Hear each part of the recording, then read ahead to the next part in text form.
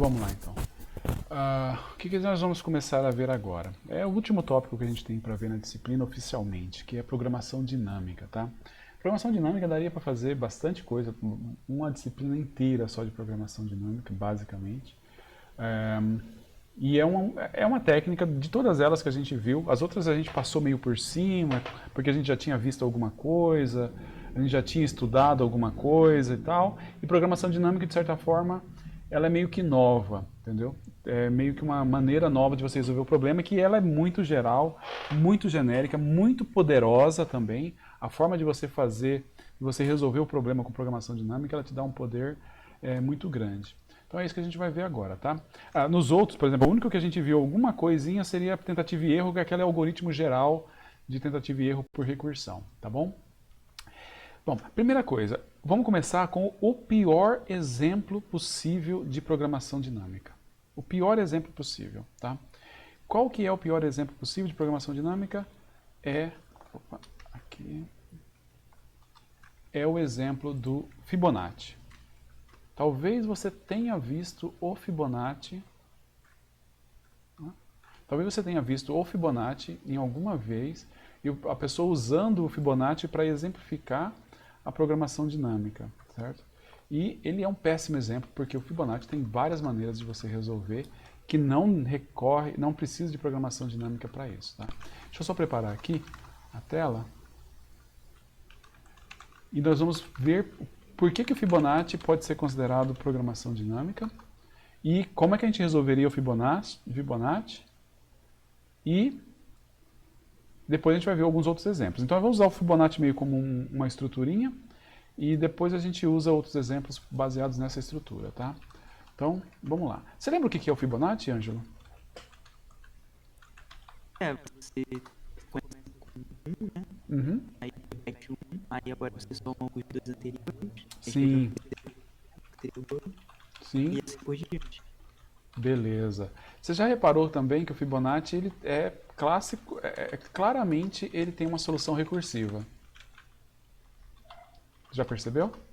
Vamos fazer o Fibonacci aqui. Vamos fazer com long, tá? Depois vai ficar claro por que a gente vai fazer com long.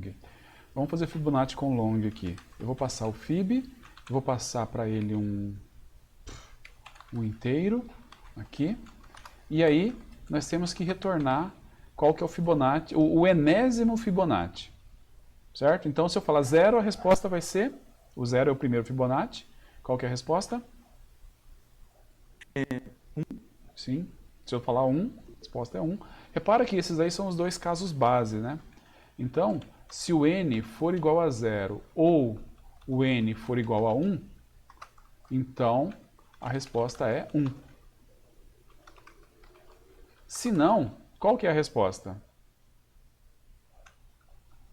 Vai retornar Fibonacci n-1 mais Fibonacci n-2, né? n-2, exatamente. É isto, certo? Primeira coisa, quando a gente está falando de programação dinâmica. Na programação dinâmica, a primeira característica que tem existe uma solução que você consegue formular de forma recursiva, bem natural. Confessa, é natural você falar definir o Fibonacci desse jeito. Basicamente é assim que a gente fala o Fibonacci. O Fibonacci é um elemento a soma dos dois elementos anteriores. Bem, começando com dois uns, na posição 0 e na posição 1, para os demais é isso daqui que ele vai fazer. Você concorda? É bem natural isso, né? Uhum. O que a gente vai fazer agora? Bem, vou fazer o main aqui. Opa.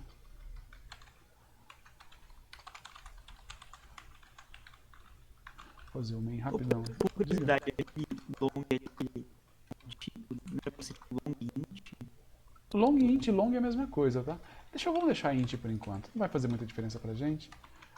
Long, quando você está programando, se você falar unsigned a, ele já vai tratar que é um int. O int é o tipo... Na verdade não, cara, na verdade não. É que C ele trata o int de forma especial. C é o tipo preferencial do computador. Então, quando você pega e está definindo um tipo inteiro e não fala nada sobre o tipo inteiro, ele assume que você está falando de um int. Então, unsigned int é a mesma coisa que unsigned. Se você quiser alguma coisa diferente, você vai falar unsigned char. Aí você está falando que é uma coisa diferente, mas você não falou nada, é isso. Mas de qualquer forma, não tem nenhuma vantagem de você fazer assim também, tá? Nenhuma desvantagem de você fazer assim. Então, pode deixar o int ou o unsigned que fica a mesma coisa, ou long. Bem, eu vou colocar um n aqui. Agora eu vou fazer o seguinte, o n ele vai receber um a to i do argv da posição 1. Ele vai receber o argumento convertido para inteiro.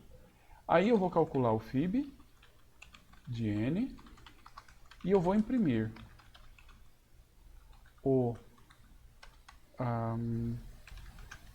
ésimo fib é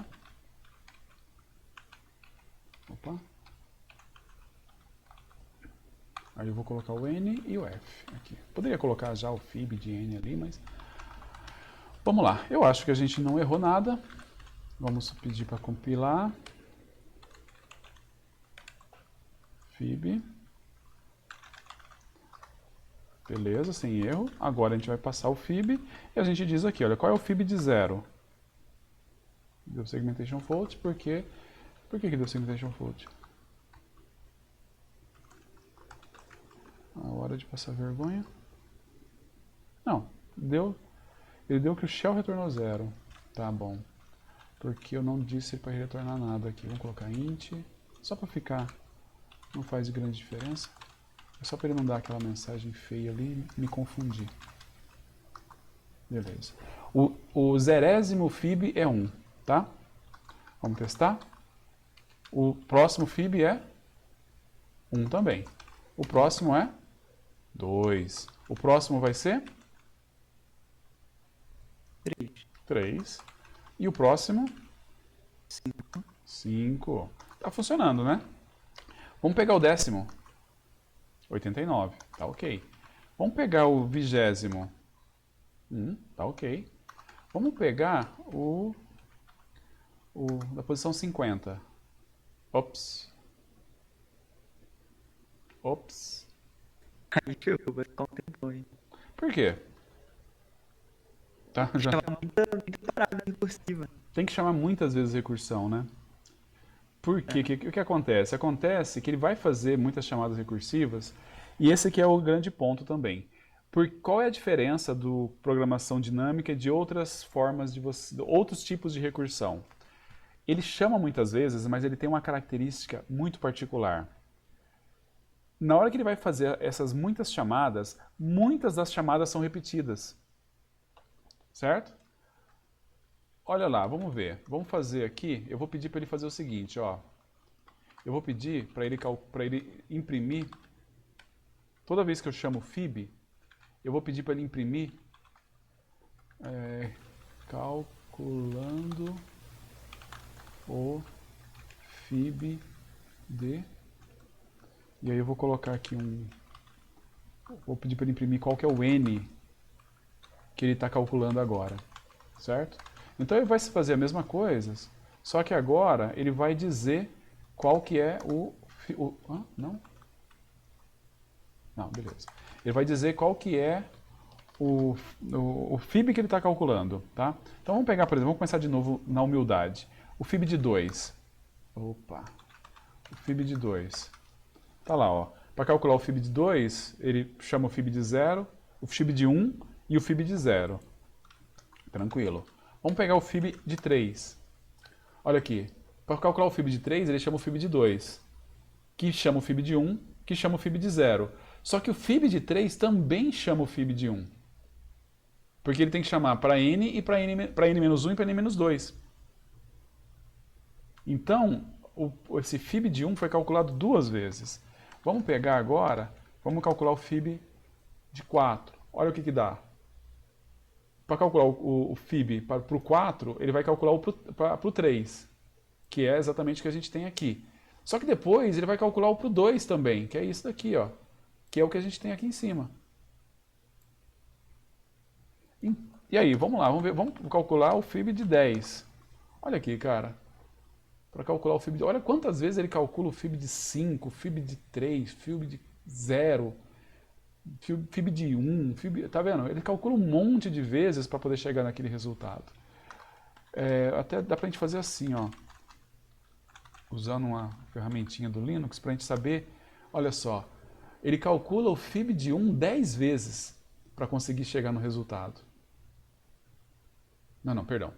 Ele calcula o fib de 1 55 vezes e o fib de 0 34 vezes. Vamos pegar o fib de 20. Olha aqui, para chegar no resultado, olha a quantidade de contas que ele acaba tendo que fazer para chegar no fib de 20. Então, qual é o nosso ponto? A solução recursiva te dá resultado, mas ela não é eficiente. Por que ela não é eficiente? Porque, primeiro, isso aqui é divisão e conquista, Ângelo? Não. Por que não? Porque você não divide o problema em Exato. dois e vai resolver.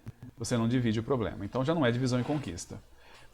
A próxima coisa, você quando está resolvendo o problema, você tem a solução recursiva que funciona, ela resolve o problema, só que ela tem um problema, ou um outro problema que é, para resolver as partes recursivas, eu tenho coisas repetidas nessas partes. Então, para eu resolver o fib de n, eu preciso de resolver o fib de n-1 e o fib de n-2. Só que para resolver o fib de n-1, eu vou pedir para resolver o fib de n-2 também. Certo? Então, o que a gente tem aqui? A gente tem basicamente os elementos de um problema. Você fala assim, não, esse problema eu vou resolver ele com programação dinâmica. Eu sei resolver o problema de forma recursiva muito elegante e eu percebo que vai ter uma sobreposição das chamadas recursivas. E aí, qual que é a próxima pegada da programação dinâmica você faz uma troca. De novo, o Fibonacci é um péssimo exemplo, porque a gente tem uma solução muito melhor para o Fibonacci, que é você fazer simplesmente o laço, tá? Mas a gente vai usar ele como para a gente entender, e a solução que a gente vai dar para o Fibonacci, que é uma solução de programação dinâmica, a gente vai conseguir aplicar ela para muitos outros casos. Então por isso que a gente vai fazer com um caso que a gente consegue entender, tá? A troca que você faz na programação dinâmica é o seguinte. Você saberia dizer qual que é a complexidade desse cara aqui? Você chutaria qual que é a complexidade? Ela é quadrática, cúbica? Fatorial? Não é fatorial, é exponencial, tá? Não é fatorial. Por que ela é exponencial? Porque basicamente você pega o problema e dobra o problema. Que é ruim também, tá? É ruim pra caramba. Fatorial seria muito pior, mas nesse caso aqui eu dobro o problema. Então a complexidade de tempo para esse cara aqui resolver é exponencial. O que a gente vai fazer? Nós vamos usar exatamente essa solução e nós vamos trocar, olha só, nós vamos fazer uma troca de resolver esse problema com complexidade exponencial no tempo por polinomial no tempo. Olha a mágica, polinomial no tempo. E aí a gente vai ficar contente que a gente vai conseguir resolver esse carinha aqui de forma polinomial. No caso aqui vai ser linear. E qual que é a troca que a gente faz? Você sempre troca tempo por espaço. Certo? Se você for olhar a complexidade de espaço desse cara aqui, ela vai ser basicamente a pilha de recursão. Então, ela vai ser basicamente n. Bem, no caso vai ser elas por elas, tá? Nós não vamos ter grande diferença não.